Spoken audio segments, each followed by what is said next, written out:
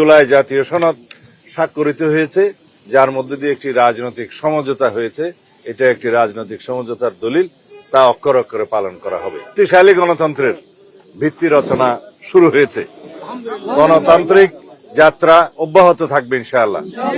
এদেশের সকল রাষ্ট্র কাঠামোর গণতান্ত্রিক সংস্কার এবং সংবিধানের কাঙ্ক্ষিত গণতান্ত্রিক সংস্কার করা হবে, যেটা আমাদের 31 দফার উদ্দেশ্য ছিল, লক্ষ্য ছিল, এবং তার ভিত্তিতে আমরা আমাদের ইশতেহার প্রণয়ন করেছি।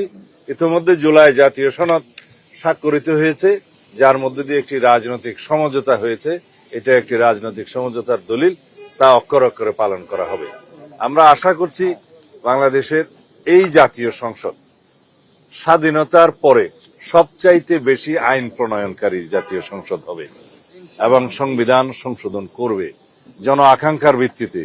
আমাদের শহীদদের আকাঙ্ক্ষা অনুযায়ী, প্রত্যাশা অনুযায়ী, তরুণ প্রজন্মের প্রত্যাশা অনুযায়ী এই দেশকে আমরা মেধা নির্ভর, প্রযুক্তি নির্ভর এবং জ্ঞান নির্ভর রাষ্ট্র বিনির্মাণের জন্য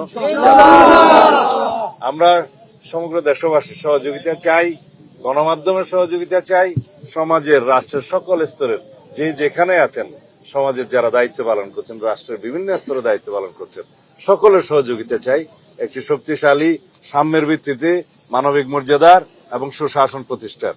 আমরা তিনটি জিনিসকে সবচেয়ে বেশি গুরুত্ব দিচ্ছি: আইনের শাসন প্রতিষ্ঠা, দেশের অর্থনৈতিক সমৃদ্ধি এবং দুর্নীতি নির্মূল করা। ধন্যবাদ।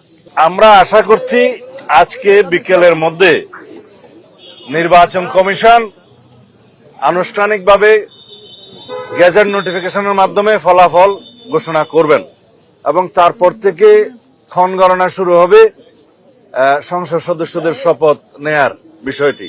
সেটা সাংবিধানিকভাবেই হবে ইনশাআল্লাহ।